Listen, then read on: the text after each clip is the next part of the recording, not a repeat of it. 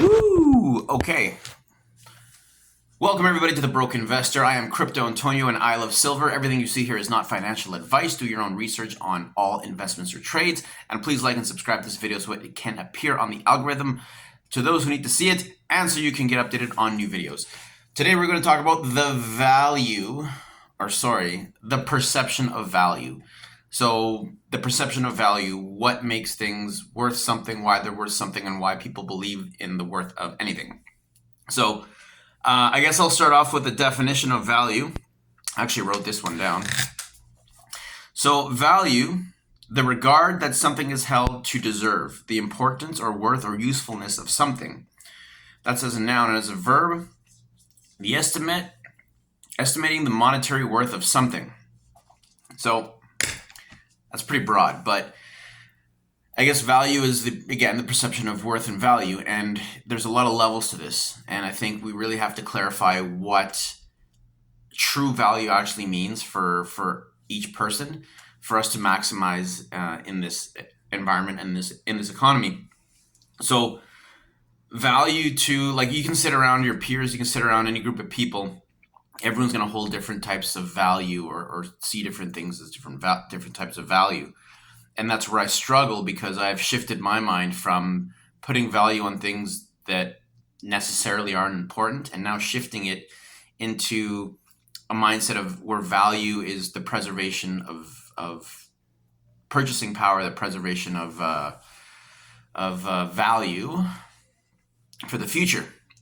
So I guess, at the consumer level, like we're talking about your regular blue collar guy who, works his job, works his 40 hours a week, whatever, and, super excited about sports and very kind of on that path. Value to them might be, getting season tickets to see their favorite sports team. Value might be recreational vehicles, getting a good deal on something like that. Getting value on things that maybe are more for entertainment rather than for the use of buying things. This same individual might also see worth and value in collectible cars, let's say, which, again, as we discussed in previous videos, can be a type of storage of value and even currency. You can trade a collectible car for other things because collectible cars are, of course, desired and collectible. So at the consumer level, there might also be value on day-to-day things, your groceries, your gasoline, things that kind of make every day bearable and functioning. Along with that, there might also be, a value of savings. They might want to save, and that's where it kind of starts. That's where I feel that's where we start to lose value in the money, because as we've already talked about, saving cash, you're losing about 7% a year due to inflation, because of the money printing. And, saving is getting harder year over year. You're putting more money away and it's losing purchasing power. So at the consumer level, I think value has to very much be defined. Like for me, I consider myself a consumer. I place value on things that I can keep as much capital as I can, store to save to buy in the future. So saving in dollars is not an option for me. I need to save in something that's going to be, I can sell it for more money down the road, because no bank account is going to give me an interest rate that's going to grow my money to that effect. That's why I'm learning about trading, learning about investing, learning about multiple asset classes, learning about cash flow, learning about what is valuable for my ability to purchase in the future. Not, will I get a good deal on, a television because the commercial, the flyer, the advertisement tells me, and I can scream at it on Sundays with my friends, and that's going to enrich my life somehow. Not necessarily. So that's value kind of at the consumer level, at a basic kind of rudimentary. Then there's, of course, value for things like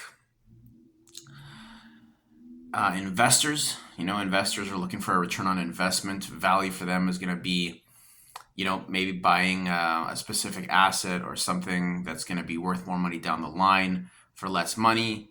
so they can exchange it for more money down the line, get a return, kind of like similar to some of the things on the consumer side.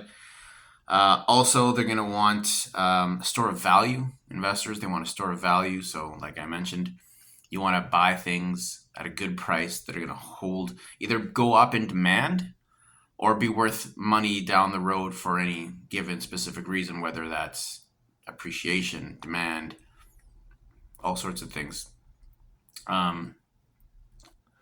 Also, I believe that cash flowing assets are important at the investor level.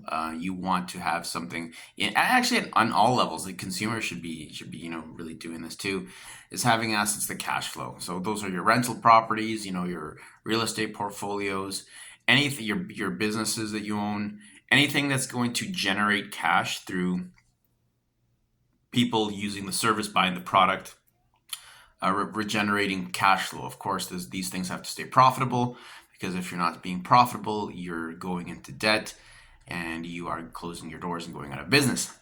So at the investor level, you want return on investment, you want store of value, and you want cash flow. Those are all things that preserve the ability to purchase and the ability to interact with the economy in the future, as again, we are facing inflation, we are facing the dilution of the currency, and a very uncertain economic scenario. Yeah. So, and then of course we have, institutions. So we got banks, what's valuable to a bank, what's valuable to governments, what's valuable to the big, big corporations, what's valuable to them. And again, this is just a very basic rudimentary kind of thing, of a video. But value, I think, to them comes in the form of global payments. So having something that can be used anywhere in the world to buy. Right now it's US dollars. That's the big thing, US dollars. You go anywhere in the world, people are going to take your US dollars or ask for US dollars. That may be shifting. We have other things online. Again, the Bitcoin. We have maybe new currencies that are going to be coming online. The Chinese renminbi. That might be something that, gets a little stronger, or not a little stronger, a little more accepted. There's talk of the BRICS currency, blah, blah, blah, blah, blah, blah, blah. Anyway, global payments, I think that non-manipulation is also a big factor for these larger types of entities. Governments, corporations, institutions, to be able to interact with currencies that are not manipulated. I mean, if you are the US Federal Reserve or a US central bank and you can print your own dollars, great. You can buy anything around the world with money you've literally just printed out of thin air. But I think that as this trend gets toward the end of the trend, these bigger entities are going to want some hard money, or shift the scenario so that they are more in control of the exchangeable currencies or the exchangeable assets. So if you have a monopoly on a given asset, you create a given asset and the world is in demand of it, you're in a pretty good spot. Would you not say? You can literally print it, manufacture it, pull it out of thin air, whatever, and use it across the world to buy infrastructure, to buy real things of value. So non-manipulation, I think, is a big thing of value, at all levels, really. I say I put this into categories, but I really think that everything here is kind of applicable to all scenarios and all categories. I think global acceptance, or global acceptance and liquidity. So you want something that you can actually, you can't go and buy, diamonds. You can't buy a diamond mine by exchanging a house in California, a house in British Columbia. You have to have liquidity. So you have to have something that you can exchange for money, have the money be transferable to get it to the vendor or to the method of exchange. So I think a globally accepted liquid asset value system is crucial, again, at all levels. And of course, there's also other ways to get to liquidity. It doesn't have to be hard money, gold, Bitcoin. It could be something that's in demand that can be created and you know, literally sold for money or for whatever you want to trade in, whether it's wheat, whether it's coal, whether it's minerals, whatever it is, something that can be easily interchangeable. So that's kind of the breakdown on just a very very quick look at of value systems, because I think in our consumer society, in our society that is purposely uneducated on finance and economics, I think we really have to focus on value and what is important, for us to have a healthy economy, a healthy working class, um, healthy aspects of the economy everywhere, basically. And it's not, it's hard for me to articulate this, but we live in a world where we're told what is good for us as consumers and valuable. Oh, you go to the store and this pop, it's $2 off the pop. So people see things like that and they buy more of something because they see, let's say the price is $3, and it's $2 off or 50% off. People will actually buy more and exceed their budget at the regular price because this idea of a deal or increased value has been planted in their head. And I think people really got to get control of their emotions and train of thought to step out of that. Don't get me wrong, if there's beef on sale and it's 50% off, I will likely buy a lot of it. I will likely buy a lot of it because beef is getting expensive and I might not necessarily, be able to buy as much down the road. But the reason I use the pop is because I don't know, I think we live in a very unhealthy society, and I guess it really is the same, whether it's pop, whether it's beef. We do see that sign of 50% off, and we will spend more. And I've actually had situations where I've gone to the store and I'm spending my budget on what I'm going to buy. I've seen the 50% off sign, and I've actually stopped and thought to myself, well, what I'll do is I'll just buy the one unit or the regular amount I would normally buy and just continue like that. Just continue forward, not stock up on any additional. Because what that does is I then have money to buy the things I would regularly consume in a 2 week period. And if I load up on something that's 50% off, I might suffer, in other areas of my budget. Everyone's different. I'm just saying that I'm not saying anything, if you buy more or less of anything, whether it's on sale, you're a bad person or wrong. I'm just saying that we have to really train our minds to understand what is real value and what we place value on. Like I said earlier, if I buy this TV that's on sale, is the quality of my life going to increase because I have a larger TV that I paid? Let's say it's $3,000. I paid $1,500 for it. Is my life really better? Am I a better person? Am I going to be better off? Am I going to have more purchasing power in the future? If I'm very disciplined, I'll take the remainder of those 1,500, put them into an appreciating asset, have them down the road, and have that money go to work for me, in another way. But I believe that we have such a skewed perception of what is valuable that most people will take that 1,500 saved and, spend it on some other, something else that, might not enrich their lives, but will be entertaining or will be fun or will be fulfill some other sense of validation. And I struggle with this too, absolutely. I'm trying to wrap my head around this, getting disciplined with finance, getting disciplined with how to budget my time and money. And when there's a little bit more, sometimes you want to splurge unnecessarily. So this is also part of my journey too. I am being conscious. Actually, I'm being conscientious. I'm being diligent on taking that extra money and putting it somewhere. I actually went out for dinner yesterday, which is something I don't do a lot of, kind of since I've started all of this. And I was sitting, I was at a local bar and grill here, And I was sitting at the bar because it's just myself, and I literally just I went and sat at the bar, but I just ordered the food. I had no intention of buying alcohol because I don't need to. I can have water. I can have, a juice.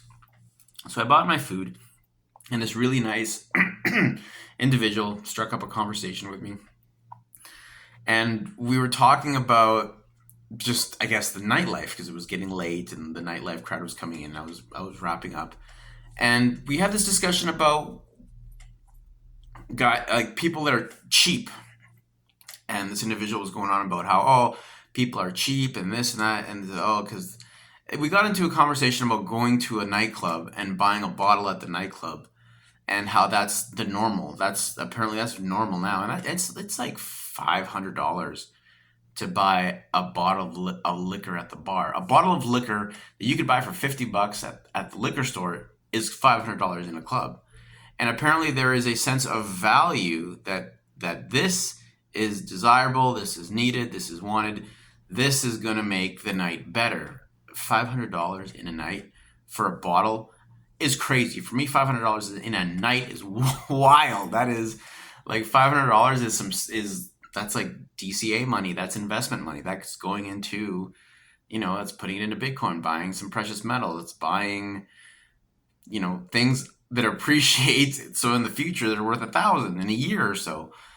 And I just absolutely I was blown away by this conversation. And I just said to the individual, I said, why would anybody place value? I mean, everyone's different. This is just me. Why would anybody go to a club, pay $500 for a bottle and feel like they're winning? It's one thing if you're in a totally different tax bracket or you're a very wealthy corporation and, you're doing something like this. But as these were young people, these were people, under 30 years old, either living at home or living on their own or with roommates doing these kinds of things. And I don't believe they were doctors or lawyers or any one of these people, but for anyone to spend that kind of money, I think is a waste and not of value. So we had this discussion about, well, I said, well, people who are cheap, I said, might not be cheap. They might just understand the value of their work, time, effort, and focus and money compared to other people. And I got these strange looks. It's like, and then at the end of the day, at the end of it, I said, well, what's the value in going to a place that you're paying $20 to get into, buying a $500 bottle? How much of that bottle is the buyer going to buy? You buy a bottle of liquor at the bar. I can't drink a whole bottle of liquor to myself on a good day. It'd probably take me a week to drink that. And you buy one for $500, you're probably going to drink maybe a third of it. If you're third, a fourth, maybe third, let's say at the most. Half if you're a real alcoholic. I'm sure there's alcoholics that can probably polish the whole thing off. But I would say a third at the absolute most, and you're getting carried out after. And where's the value in that? That's $500 when you could have just bought one, at the liquor store for $50, had it at home, come home, and it's still there for you. So I really we didn't have it wasn't a nasty conversation. It was just a discussion, but it was getting a bit heated because this view of value and this perception of I guess what is worth what, I guess was being challenged for the first time. Anyways, I'm not going to rant about my dinner discussion there. I'm just saying that in this world, as things are getting harder and things are getting really tough for people at my level, you got to think twice about where your money goes. You really got to think twice. For example, where do I place value? I will literally, if I'm going out to dinner, I'm going to go to a buffet. And I'm going to go to a buffet on a weekday during lunch hours. Why? Because that is when the buffet is going to cost less. Because for me, when it comes down to spending for food, it's about grams per dollar or dollars per gram, whatever the relationship is. Because, you go out, you get a burger and fries, it's like $30. But if I go to a buffet, I might pay, $19.95 plus tax, and I can eat as much as I want. So my grams to dollar ratio is much higher there. And that's the way I'm starting to see and price everything. I don't just, it's not so much the branding, it's not so much the, hey, this commercial, get 15-20% off if you use this coupon, and people jump and they run and they buy with, it's about what is the price, how much effort, time, attention, and energy